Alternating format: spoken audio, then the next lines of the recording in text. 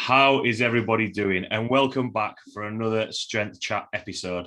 Today, I have got a very special guest for you. Today, I'm joined by a 9-time USAPL and IPF champion over multiple weight classes. Today, I am joined by the legend that is Ryan Stills. How are you doing? Doing well, doing well. How are you doing, Steve? I'm very well, thank you very much. Thanks a lot for taking the time to jump on. How are you? What's been happening in your world recently? I'm training. I've got a meet coming up in about a month down in U.S. Virgin Islands. But other than that, my daughter's basketball games have been a big one, and I work in the health field, medical field. So the all the world events that have been going on and everything that goes on with COVID is my day to day. So yeah, it's been a handful to train and balance life and family, and but that's the game if you're going to do this for any duration. Yeah, definitely. And how have you been? How are you feeling with the meet? Not that far away. How are you feeling? How are you managing with balancing all those things? Well, I tell you, it gets. I would love to say it gets easier over time, but certain things like the expectations, knowing how you recover, how your body reacts to certain things, that's something that you pick up over time. But I also know, like for me, having contests in the winter months is normally not ideal. Like my body just does not train the same when it's and I live in the U.S. in the Pacific Northwest, so it doesn't get really cold. We get down to like the 30s maybe. But when we're looking at training and just walking around, I feel bad. I'm only 45 years old, but I feel like my bones get cold. And so there's a certain mentality, I think, when you're training in June as opposed to training in January. Yeah, definitely. I'm glad I can relate to that. I know, having had podcasts with people in Australia and sunnier climates, I can relate to that being in Leeds because, it's been pretty cold over January and December, and it just seems as though when I walk into the gym, it seems colder in the gym than it does outside. So I think we need to invest in a little bit more heating. But good. So. Obviously, I did a brief introduction at the start there. But for everyone listening who might be new to powerlifting or not know your background in the sport, how you got involved in the sport, and sort of your progression or journey so far, just want to give a little bit of a background to yourself? Sure. So I started back I think my first contest was back in 1992. Would have been 16 years old. Back in high school, originally from Racine, Wisconsin, Wisconsin's produced a lot of really good powerlifters over the years. Guys like Gary Frank, who now they're in the South now, but went through the high school system up there with Bruce Sullivan, same person I have.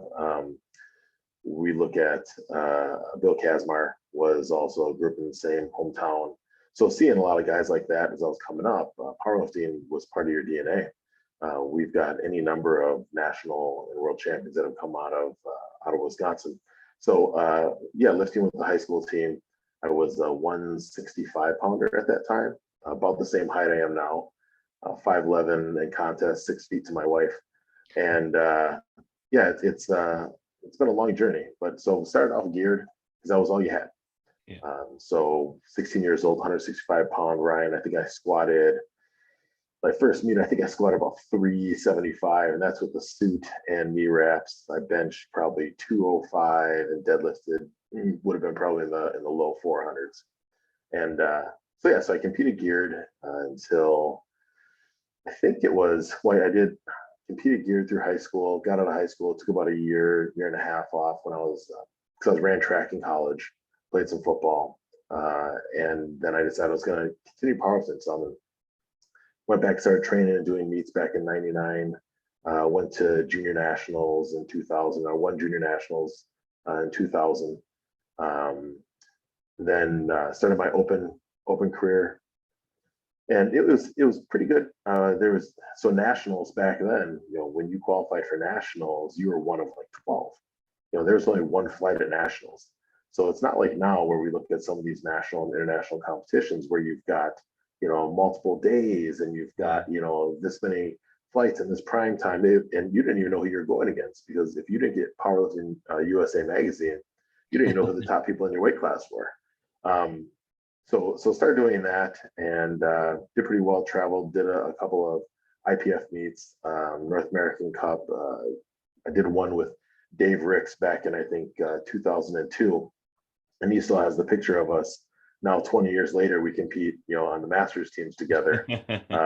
But it's fun to look back and see those. We had quite a lot of guys out there that were, just huge lifters and still lifting now. And I think that's one of the best things. Char Gahagan still lifts now, and he held the junior deadlift record at like 711, and then became a master. And he was an open men's champ a couple times in like let's see, that would have been the 90 kilo class, into the 100 kilo class. Steve Mann, someone else has done it for a long time. Steve, I think, squatted 900 a year just a couple of years ago, is right. Still over 40. So there's been Brad Gillingham, another guy that was on that team with us when we went down, and Brad's been an icon in the sport. He's got more than anyone, deadlifts over 800 pounds in competition. He's got more deadlifts in competition over 800 than most people have just competitive lifts. So guys like that are still doing it in their 40s and 50s are something else. Then I ended up going and lifting until I was about 30. Then I did some strongman for a season. Then I played minor league football for about 7 years and did some meets as I was doing that. But I wanted to get more athletic, and I had really gotten to the point to where geared lifting had taken a toll on my shoulders, my hips, my knees, and took some time, played football, which wasn't any better for my joints. But then when I got done playing ball, I was probably 38 years old, and someone had mentioned to me that powerlifting now was, and I moved to the West Coast, it was in Portland, Oregon, and people had told me that powerlifting now was raw, and so to me that was interesting, because I had come from when I was training for football, that's what I was doing. I was just training to get strong, and so I entered a raw contest. It was a USAPL meet at the time, and realized that I was a pretty decent raw lifter. And so longer story short, I think it was right around, would have been my 40th, 39th, birthday or so. I competed at nationals, and that was about 6 years ago, and realized I could lift as a master lifter also. So I think I took 5th in the opens and 1st in the masters, and then started going back to lifting international. So it's been a long ride, but it's been fun. Oh, cool. And I know I always kind of think of it as like a pre-warning when I mention about tangents and other things that we might talk about. I had a list of questions on the mind there, but obviously just from that and a couple of names that you've mentioned, in powerlifting, who are still competing and sort of like greats of the sport, if you like.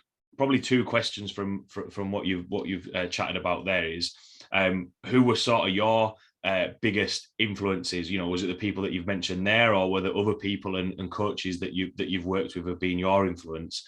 And I know, because obviously with powerlifting being raw now, it's kind of blown up a little bit, like what you mentioned. If you didn't know who was competing unless you got the powerlifting magazine, you might not know. But I think it's become maybe a little bit more accessible than the equipped lifting.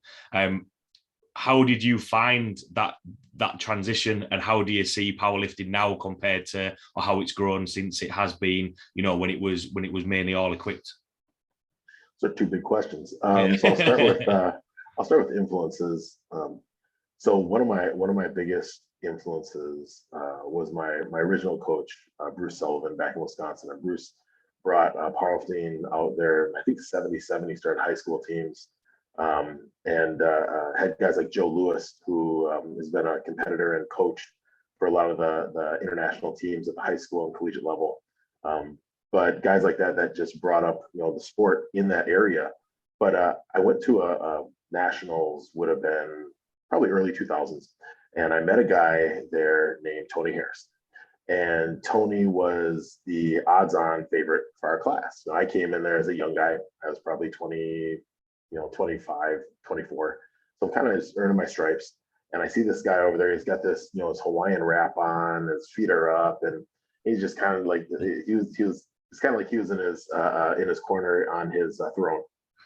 And so he's over there, and I thought, oh my God, that's Tony. And I know that's Tony. He was on the cover of like USA Powerlifting magazine just a couple months ago. And so I see him over there, and I just kind of wave to him, and he looks over. He goes, "You're Ryan, right?" Yeah. He goes, "You're the young guy coming up." Well, I guess so. Moves his chair over to me and just starts chatting it up. And we're getting ready to squat. Like this is during competition, and he's just hold on, I got to get ready. And his guys are wrapping him, getting him set. He goes out there and he gets like 800 pounds. Comes back, and then just we're chatting it up. And now still, Tony's one of those guys that I probably talk to him, through text or social media weekly, maybe even more than that.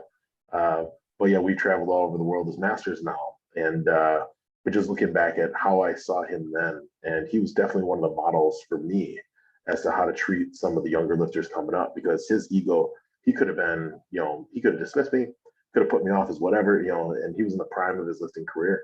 And but he did. He took the time, explained to me little things that he does. Ray Benamarito at that time was another guy that had just turned 40, but he was a top 1 or 2 lifter in the 90s to 100 kilo class. And there's a lot of guys like that just, well, not a lot of guys like that, specific guys. Those specific guys were some of those that showed what it looked like. And then Dave Ricks, Dave's somebody I've lifted with for over 20 years on and off.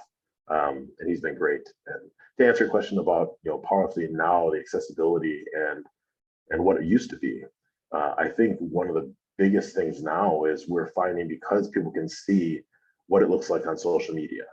They've seen it through CrossFit. It showed people some of the modalities that we use in powerlifting, and for people that liked CrossFit or liked lifting but didn't like running around the block or doing as many snatches as you possibly can within a certain time duration, realize that powerlifting is not a bad way to go. And we're bringing in a lot more athletes, I feel, instead of just people that are strict lifters.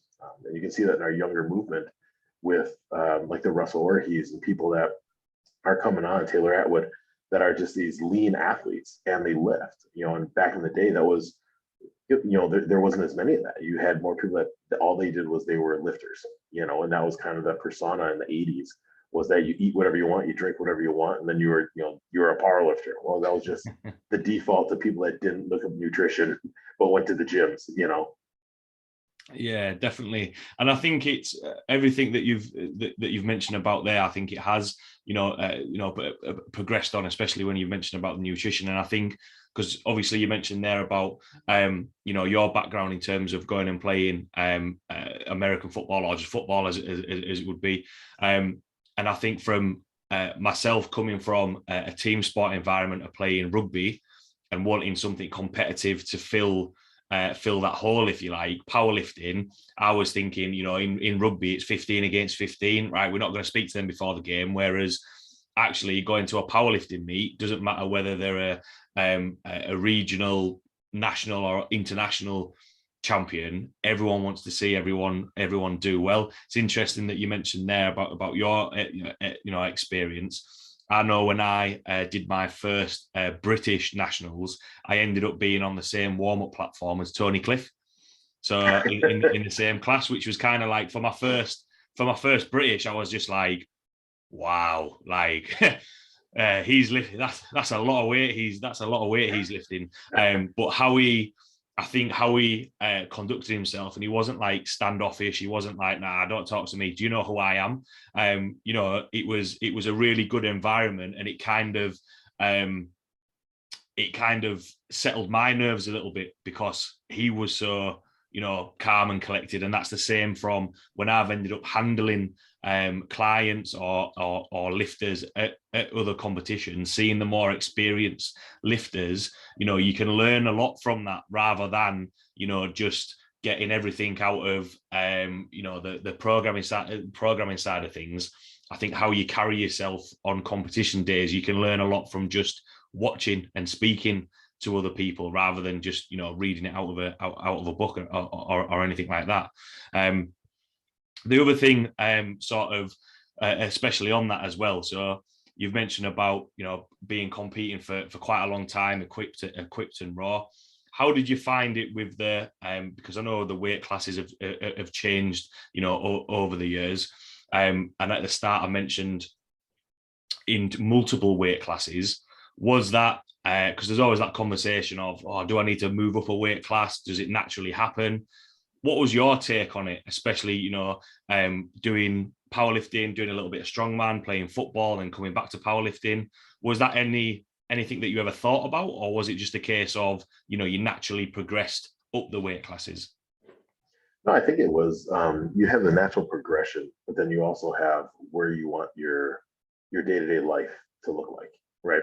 So I remember when I was younger, I probably lifted even at into the early 2000s. I was probably 8% body fat, 7-8% body fat, because I was a sprinter. And so for me, as I went from 165, I think after I got out of high school, I went up to 181s, lifted 198s at nationals in 2000, and then slowly started to pick up because I realized that as I was able to put on size, but for a long time I wasn't able to. So I did have to concentrate on what does that caloric intake look like to get me to where I need to be. And then I found a nice, happy spot like in the 220s, 100 kilo, and stayed there for a number of years. And then when I came, I think just before I left powerlifting to play football, I was up to about 110 kilo, felt pretty good, and that was a good weight for me. And then I played football at about that weight. And then when I got out of there, I realized that, it was just about time they were changing the weight classes. And so I had the 105 or 120, and I'm like, oh my gosh, that's huge.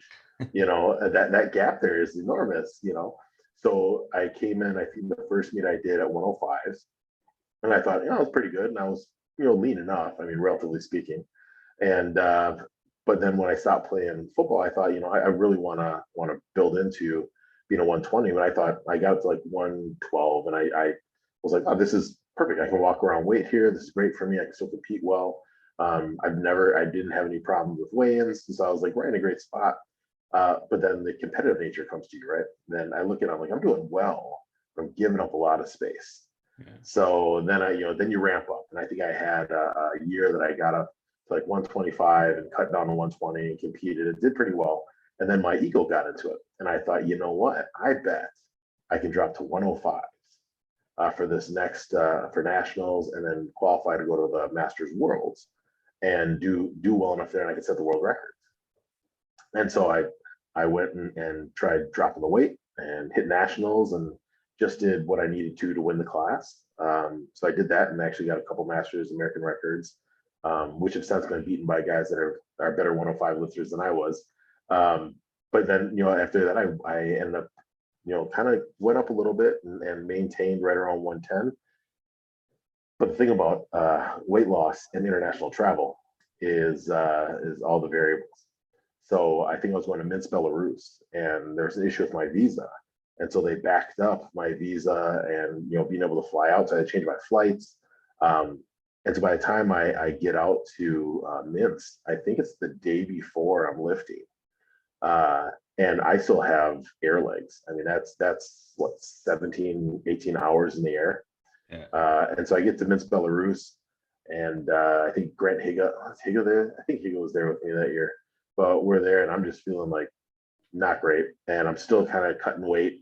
And I just been on planes. So the next day I come in to compete, and I'm warming up, and Paulie Steinman was my coach. And Paulie's watching me warm up, and I was going to open up my squat, I think at 6'11". I was hoping to be somewhere around 670 or so. And I'm warming up, and I hit 551, and it just is a grinder. And so 250 kilo. And he's like, oh, okay. He pulls me off to the side. He's like, all right, things are going okay. He calls the other coaches over, and we had to make a complete adjustment. And I ended up taking third. And the two guys that beat me both broke the world record. I did not. And then I had to look at that weight class and think, is this too much for me to do right now, or can I, should I maintain? And that's why I said, nah, I'm going back up. And since I've gone up, I think I won three straight IPF Masters Worlds with the 120s. So so it definitely feels better at this weight class. I did, before the pandemic, try to get back down. I got down to about 107. I was going to do the class again, and I had actually done a really good cut and felt really good. And then with COVID, it canceled everything out, and so I didn't have a meet. Yeah. To which I said, I'm just going to go back up to 120s. Yeah, it's interesting that you've mentioned there, because I always like to ask questions about weight categories and meet days and that sort of stuff, because, you know, especially with a lot of the lifters that I coach are beginners up to intermediates, and, you know, they're getting a few competitions up the belt, under the belt, and they want everything to be perfect and everything to go to plan, whereas actually, you know, that isn't necessarily the case. And it's interesting with, you know, I competed in the 105 class, and then just gradually started putting on weight the stronger I was getting, and the older that I was getting, and it just seemed harder and harder. I was getting further away from 105 than I was staying around that. And one thing that you mentioned there in terms of, you know, ego and that sort of stuff, do you think that maybe lifters need to have that experience to realize, do you know what, actually I need to actually stay in this weight class? Or, you know, because it's one of those things of, especially, you know, on the international stage, there's a lot more variables than potentially just going to your local meet and trying to cut too much weight. Is that what you think, or what are your thoughts on that? I think that the weights are going to humble you. You know, you're always going to have those times where you think that things are going to go great and they don't. And there's any number of, you know, contributing factors to that. I have a couple younger lifters that I work with, and they've got, you know, they've got their utopian state, right? Well, I do this, and then I do this, and then I do this, and it's all scripted out, and that's great. That's great. But to me, it's what happens. So in my training, a lot of times I would train in, if I was going to go over and had a big meet, I wouldn't even train in my home gym. My heavy days, I'd go to someplace else. I train where the conditions are completely unknown, because I don't know what bar they have per. What do you have? You know, if it's, oh, I get an Ohio bar this time, I get a legal bar this time, and, you know, the next time I have it, I'm lifting in this rack. Oh, now I've got this rack, and changing things up like that, I think is beneficial, because it makes you have to adapt. Even you know, what you're eating in the morning, I try to find those are, you know, the consistencies that you have, but make it so it's something that you can replicate when you're on the road. You know, if you have this very special, unique thing that you do, but you can only do it if you're at your own home, it's not benefiting your contest. And what we do is for contest. You know, you can have all the best gym lifts, but they don't give out the gym award. You know, so you know, being able to have things that are replicatable and you can do, and knowing when your little special niche things that you're doing are hurting you more than helping you, you know, it gets to be tough. It gets to be tough. And I do think that humbling factor often is a good growth catalyst for a lot of lifters. Yeah. How did you adjust to competing on the international stage? Because, you know, I always laugh, because compared to, you know, especially in the US, the amount that you would travel, you know, I thought it was a long. I remember that 2 years in a row, the British was in Portsmouth and in Dover. So coming from Leeds, the north of England, driving down, it seemed really far away. But then put that on the international scene. How did you kind of adapt to that and change your routine? Or was it a case of, especially with the, you know, experienced lifters that you had around you and the team that you had around you, did that kind of help? Or were you learning as you were, or developing that experience the more you competed on the international stage? Yeah, it's definitely experiential, right? There's anyone, you know, people can tell you how to do it, and some of those things are great, you know. But I think, like for myself, I know that if I'm traveling, you know, if I've got 8-10 time zones, and similar to like where you and I are right now, right? You know, for you, it's starting to be end of your day. Well, yeah. I'm just starting my day. Yeah. So if you're doing things like that, people are like, well, I'm going to sleep like this, and then I'm going to do this, and then I'm going to do. And I found over the years that when I'm traveling and it's going to be a distance, number of time zones, I sleep when I can, and I don't stress on it. And if I don't sleep, I'm fine also. You know, I've done enough of these to know that, you know, I can have 4 hours of sleep in a you know, 24-hour window and still be fine. You know, and I think that takes having gone through it enough to trust yourself. I mean, when I was in Sweden, my first time in Sweden, I think it was about 4 years ago. I got there and I couldn't sleep. I was up and I'm waiting. I'm like, oh man, I planned this all, but the night before I could. And so when I first got out there, I slept, changed my clock around, everything was good. And then I go to sleep, and the night before the competition, I can't. So I said, well, you know what? I'm going to make day, night, and night, day. So I just stayed up. I stayed up until about 5 in the morning, and then I wasn't lifting until 1:30.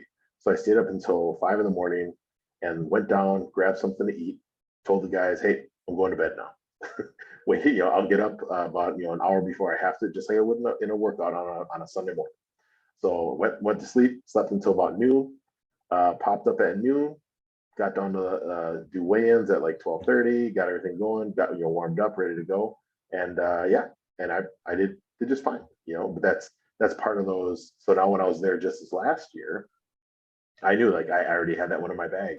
So I knew there's a possibility that this may happen again, and if I sleep, great. If I don't, great.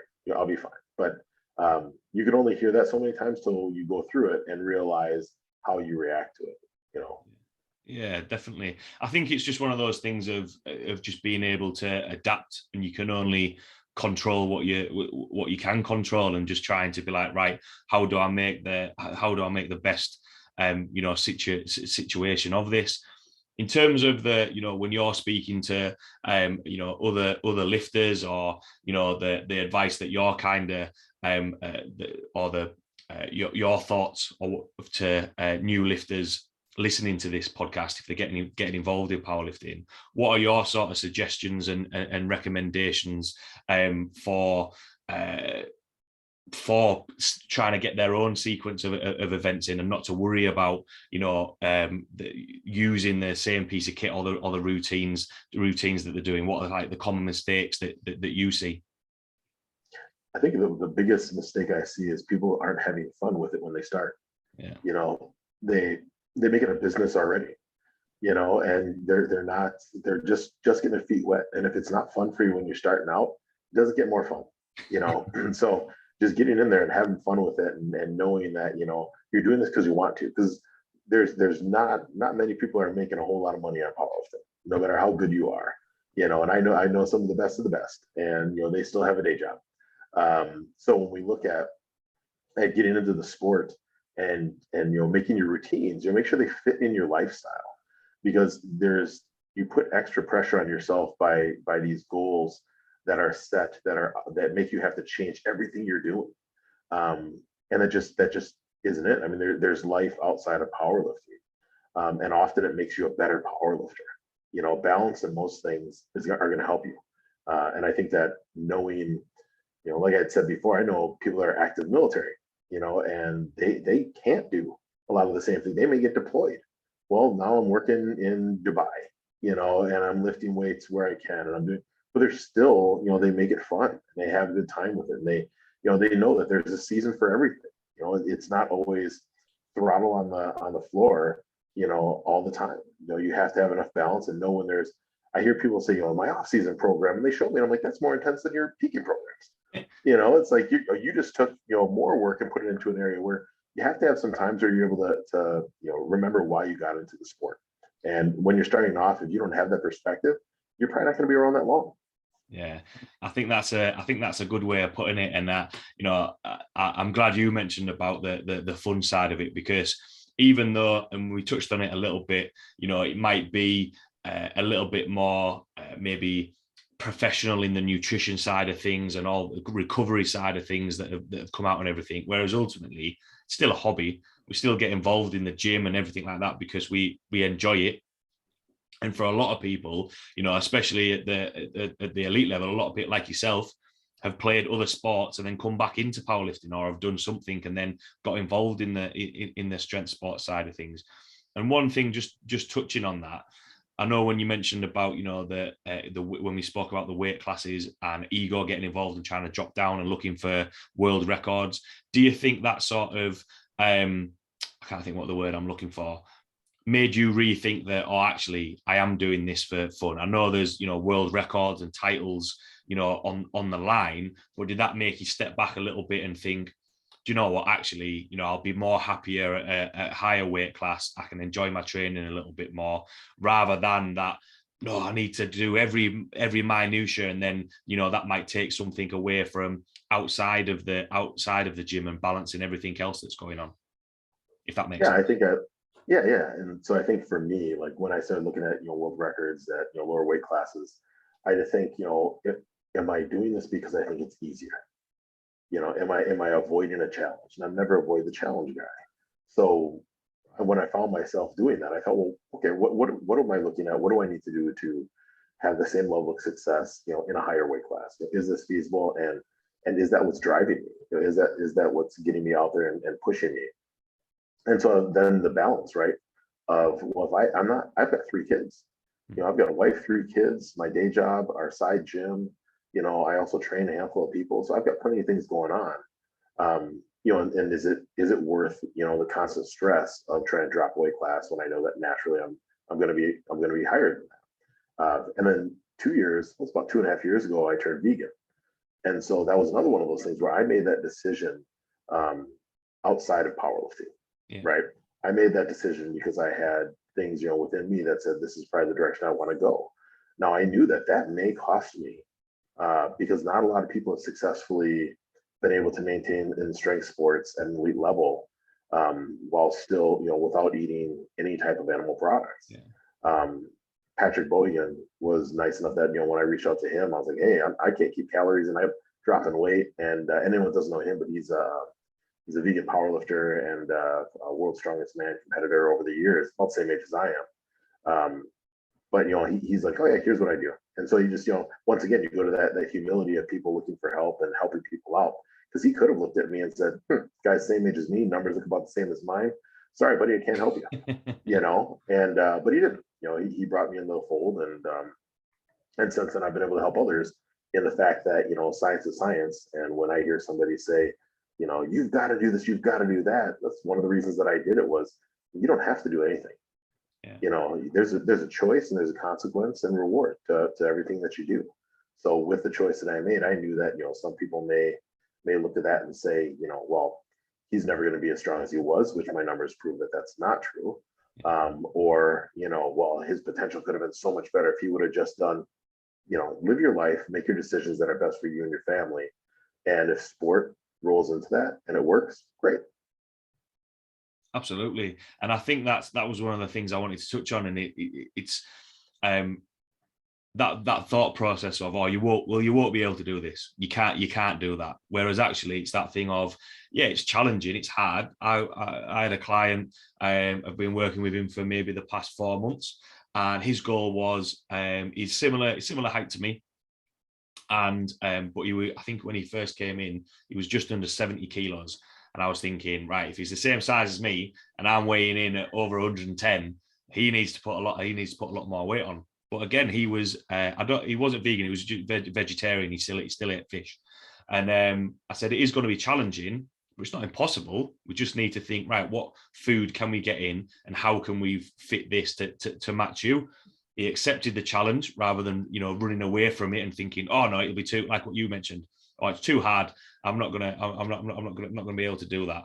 And kind of becoming vegan, what were your challenges and the transition from eating meat to then trying to change your diet around? Was there anything, did it impact your training? How did you find being able to balance that? Because there is that thought process of, you're not going to get enough calories in, you're not going to be able to maintain that strength. Whereas, the proof's in the pudding.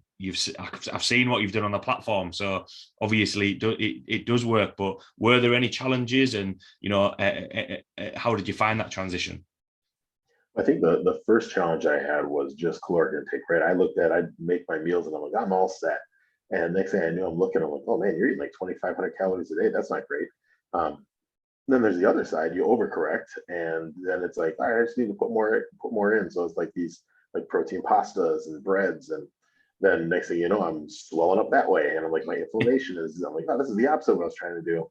But then there's the bro science side, which is you're never going to get enough protein.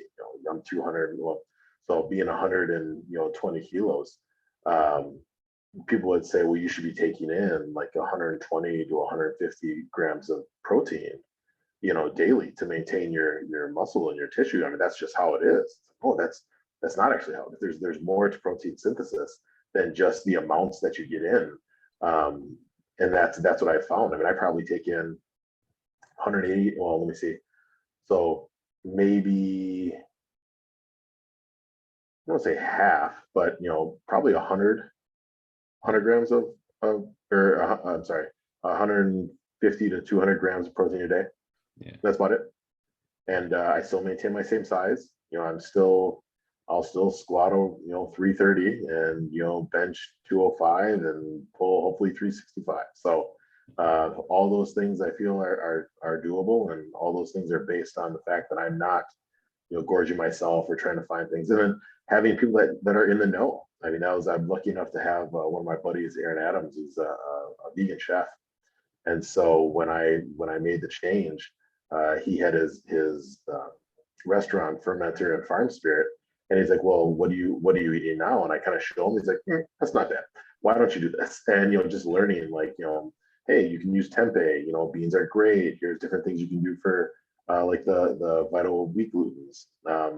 And that's what a lot of the faux meats are now, which is like a seitan, which has been around for hundreds of years.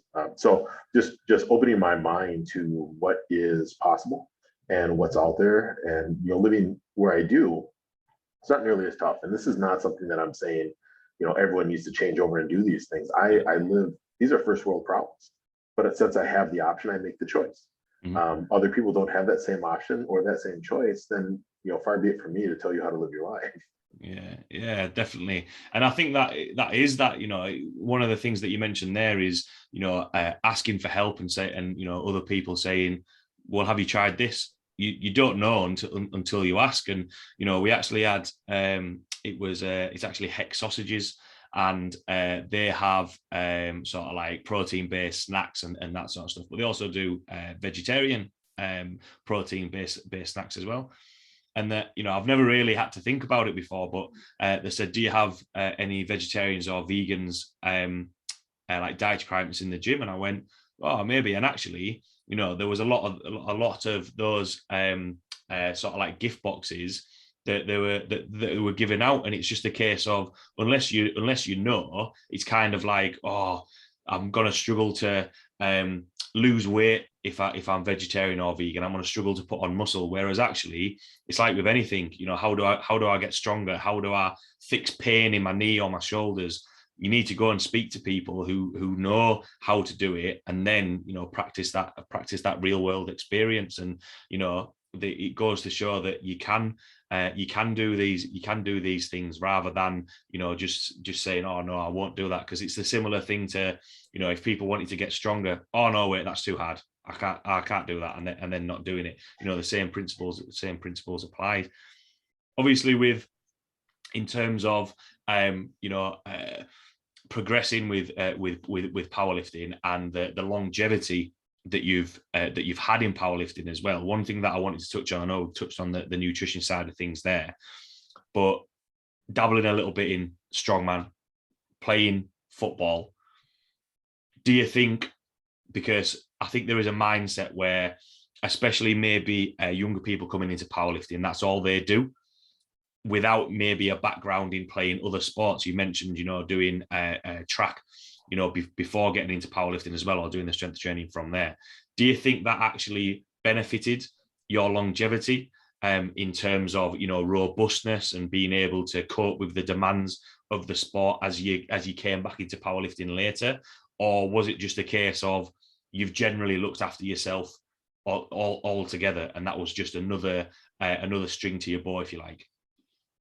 Interesting question. I think it's advantageous to round yourself out, right?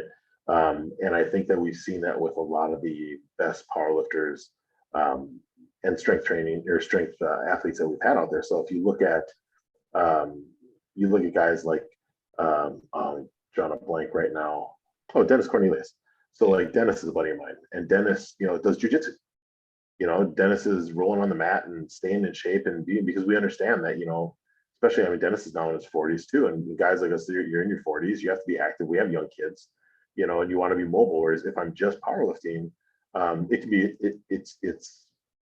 it doesn't get impossible, but it gets tougher to stay mobile and stay, active and do the things, hey, I'm going to go on hikes with my kids. I'm going to, play football in the park and do all those things, when a lot of what you're doing is just based on being in a gym. And I think that, there's most of the education that you get around powerlifting now has days that are active recovery. where they want you to get out and do something, and be mobile. Because, there's, like I said before, the 80s mentality of, gorge yourself, lift heavy, sleep long, isn't necessarily seen as long term. That's a short window. And when you looked at powerlifters, a lot of them did have shorter windows then than we do now. I mean, now we've got people that are in their 40s, 50s that are still lifting in the opens as top 10 athletes, and that's something that we just hadn't seen in the past. But I think that comes with awareness, balance, nutrition, all those components. And for me personally, having that in my background, and I was lucky enough to see my father, who was a master athlete.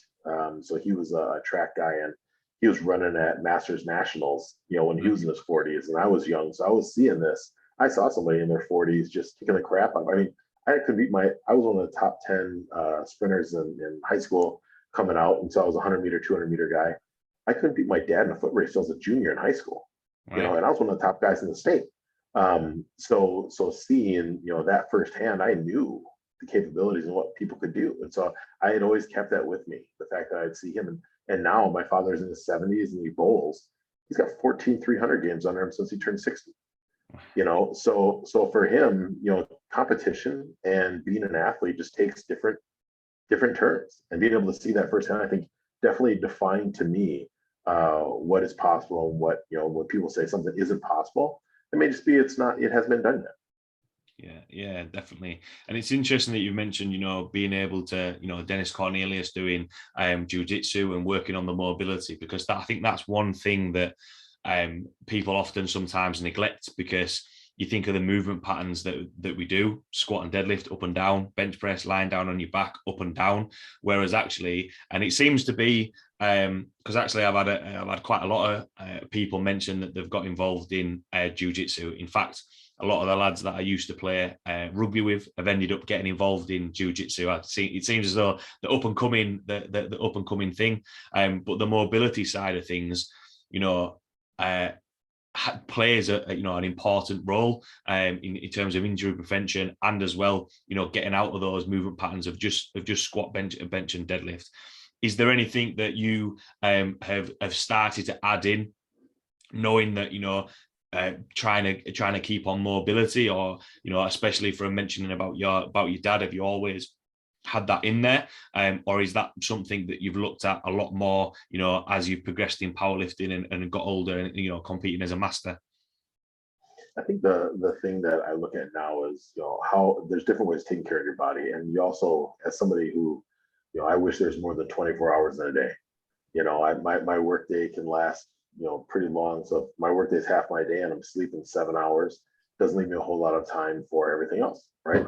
Family and balance. And so for me, it's, how do I schedule those things in? And as you get older and responsibilities build up, there's one thing when you're 20, 21 years old, or even if you just get out of college or in your early mid 20s and you've got a job or you're starting your career, I mean, there's still not a lot that's going on there. But by the time you're in your 40s, you have a career, you have employees, you have family life, and all those things are important, but self-care is important too. Like I remember when I had to change my lifting days down to 3 days, because I knew just from the time that I had that I could dedicate to it. And I own a gym, and it was still like trying to find the time that I wasn't taking away from my family.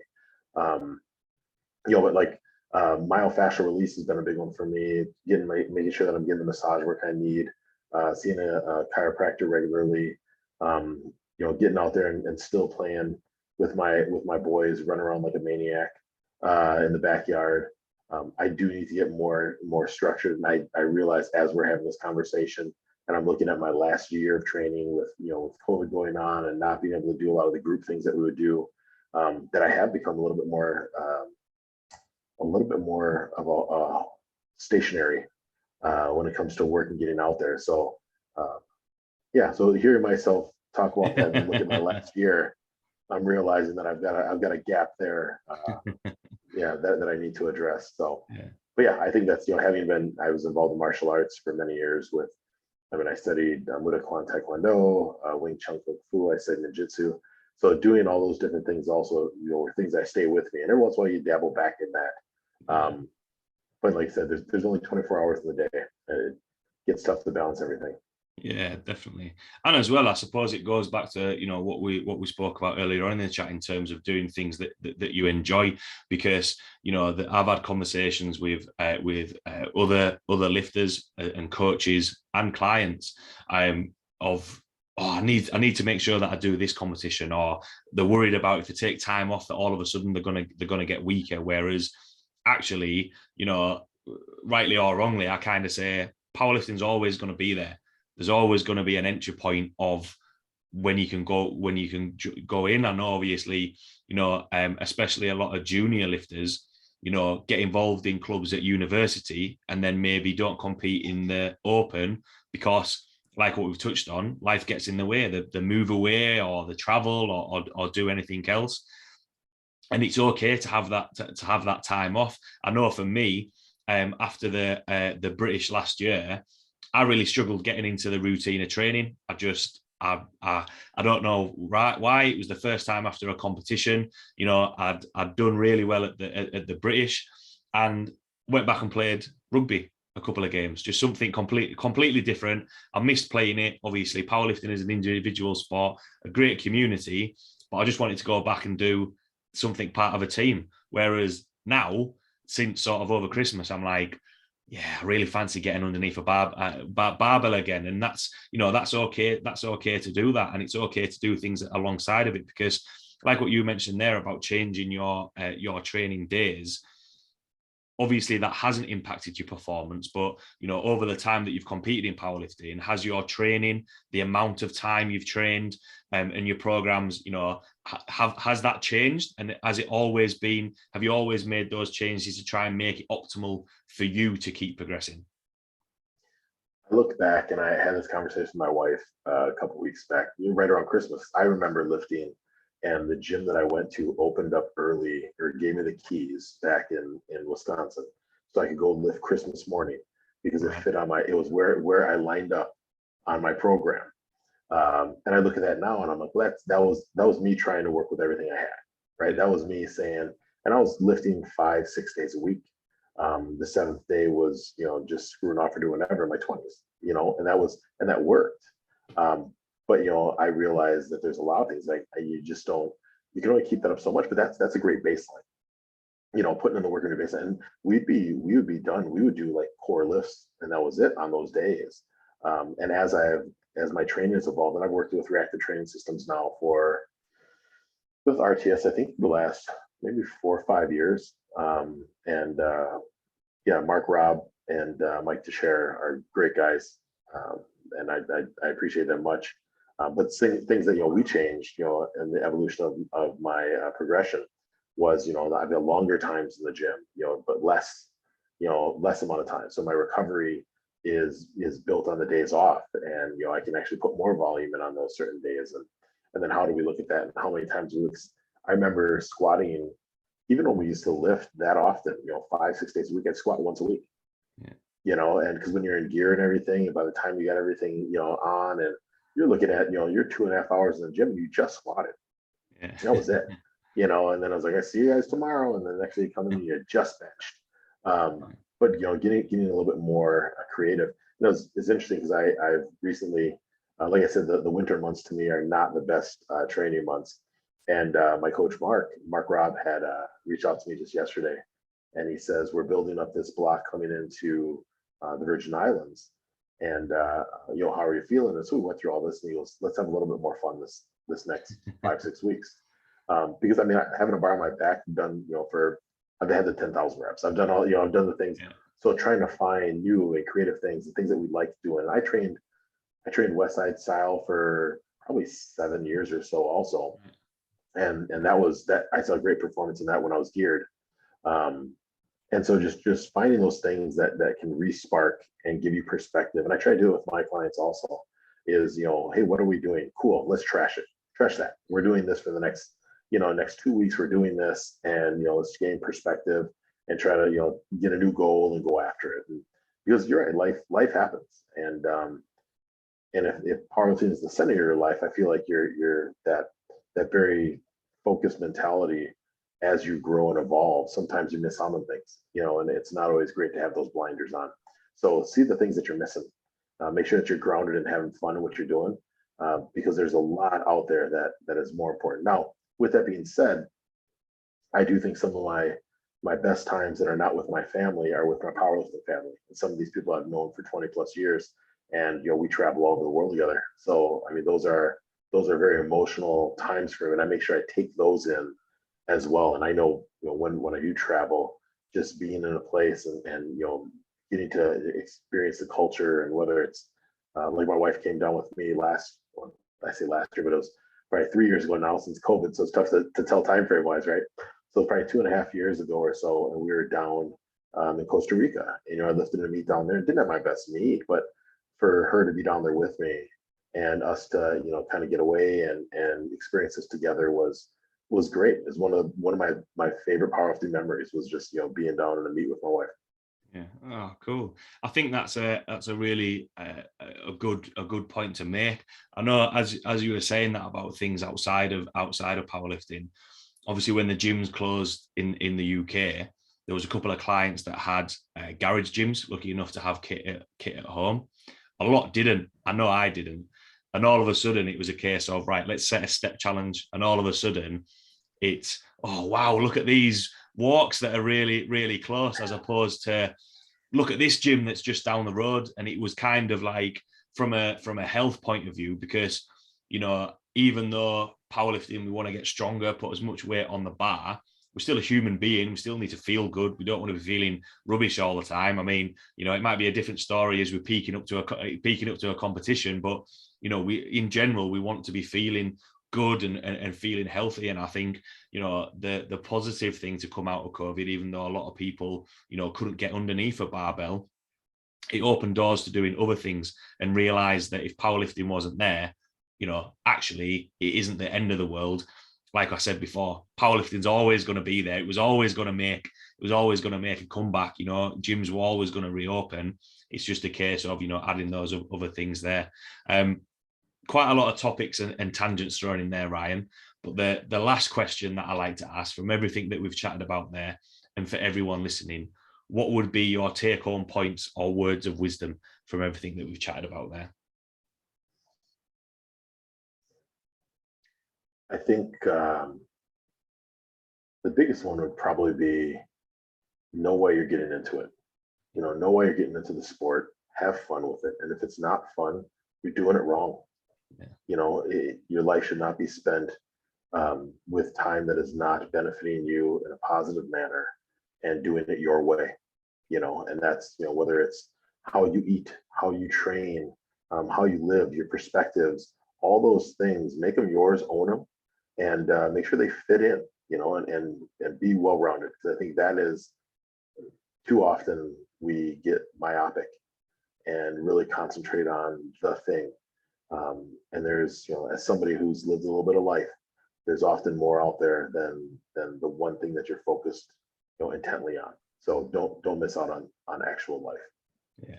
I think that's a good point to finish on. And like what you mentioned about when your wife came and watched you at the competition, you can actually create, I don't know whether more life is the right phrase, or memories is probably the better phrase, and have those experiences, and have that, like what you mentioned with the powerlifting family as well as your own family, because there is opportunities there to have. I know for me, going down to Dover and Portsmouth and going up to Newcastle for competitions, I have some really good memories of staying over and having fun and having food and drinks, and that's what makes it happen. And goes back to your point of you've got to enjoy it. If you're not enjoying it, it's like with anything, if you don't enjoy it, then it's only going to have a detrimental effect on you and your life. And it's there to make memories and enjoy. So yeah, thanks a lot for taking the time to jump on, Ryan. Really enjoyed chatting with you and picking your brains. For everyone listening who might have any questions from what we've chatted about today, and people who might want to reach out and ask you what we've chatted about, where can people find you or look at the content that you put out there? So I can be seen on Instagram, Ryan_Stills_powerlifter. Also my gym, Odd Barbell. That's we put things out there. We're going to be putting out a little bit more content, probably opening up our YouTube channel soon. And then my wife is also part of that. part of the gym experience. So she's been a trainer and is an athlete in her own right. And yeah, we're just living our best lives with our kids and our family. And if you have questions, please reach out. Otherwise, I'm sure I'll be hearing from you also. Awesome. Thanks a lot. Thanks a lot, Ryan, for taking the time to jump on. Thanks a lot to everyone listening, and I will see you all next week.